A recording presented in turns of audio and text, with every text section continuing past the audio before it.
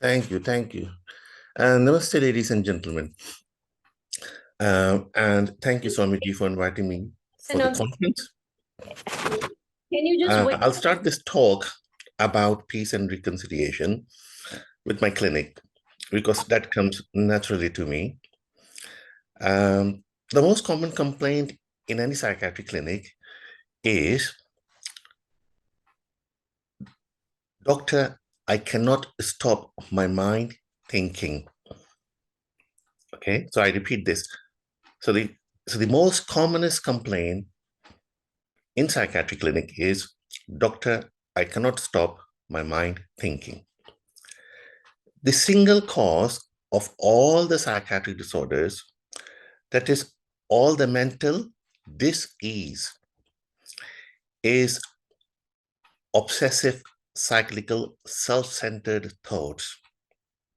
I repeat this: obsessive, cyclical, self-centered thoughts.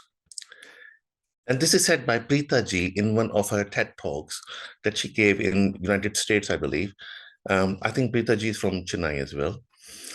So what is happening here is that instead you are using the mind as a tool, the mind has started using you. So instead of you using the mind has started using you now. And that's why you cannot stop thinking. Like it's like a hammer in your hand. So instead of me controlling the hammer, the hammer is controlling me, and that is creating havoc. And once this becomes, when someone becomes overwhelmed with it, and when this gets out of control, we call it nervous breakdown. So coming back to the question of my mind cannot stop thinking, unfortunately, I have got no magic tablet for it, because the tablet does not know which thought to stop and which thought it should not stop. It can only slow down the process of thinking, lift mood, and reduce anxiety. I'm not taking anything back from psychiatry, but this is at the prevention levels. Once the threshold crosses and things started tipping over, then the tablets do have to come in.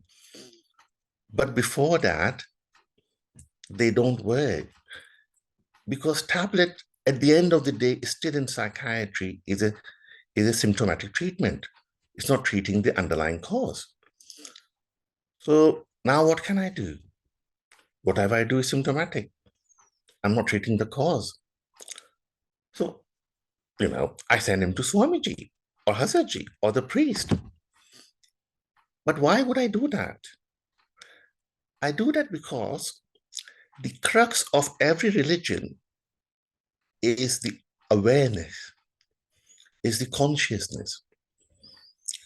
And Islam, the word for awareness or consciousness is taqwa. And from taqwa, you get taqwiyat. Taqwiyat means power. We think that the power comes from thinking, but the power doesn't come from thinking. If you look at it, power comes from attention, from deep awareness, because that's where creativity comes from. One can stop the mind overthinking just by shining a light of awareness on his thoughts, just by being aware of the cyclical negative thoughts can make them disappear. It's as simple as that. And that's the problem, that it is too simple. So what is peace? The peace is the awareness of thoughts and being able to reconcile with them. This is what peace is. Now let's move to the community. We as a human being are the building block of the society, of course. If I'm at peace within myself, then wherever I will go, I will take the peace with me. I will spread peace. But if I don't have peace inside, then there won't be any harmony in my work. And there will not be any reconciliation with my fellow human beings. Let me give you an example from the religion I follow, which is Islam. So when I was a child, I was always instructed to say Bismillah ar-Rahman ar-Rahim before starting any work, or if you're sitting on the dining table, before we start eating, etc., etc. So what does this mean? Bismillah ar-Rahman ar-Rahim. Ba-ism Allah means in the name of Allah. And what is the name?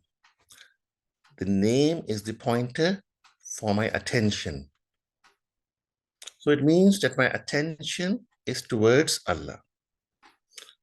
But now the question arises, who is Allah? So Allah gave me the pointer for that as well. And it's a beautiful one.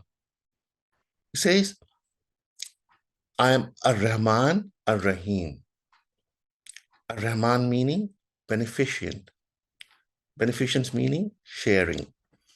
Someone who let other eat from his plate. And Ar-Rahim means caring. Someone who gives to others from his plate. So, Bismillah ar-Rahman ar-Rahim means my attention is towards Allah, the sharing and caring. So my attention, the way I need my attention will be in the direction of Allah is to share and care. That means that when I'm dealing with myself or others, I should be sharing and caring. I should serve everyone and everything as if I'm serving Allah, because my attention is towards Allah. The attention cannot divide between the one I'm serving and the Allah. No, no, no. There's no duality. So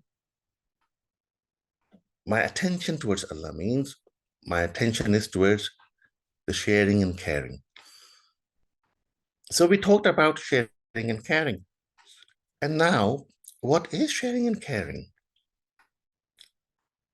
If you want to define compassion, probably the simplest way to define it is that,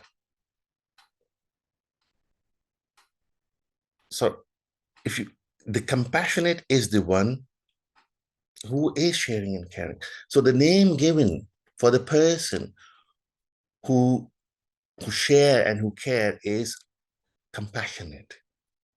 Only compassionate person can do this. Not everyone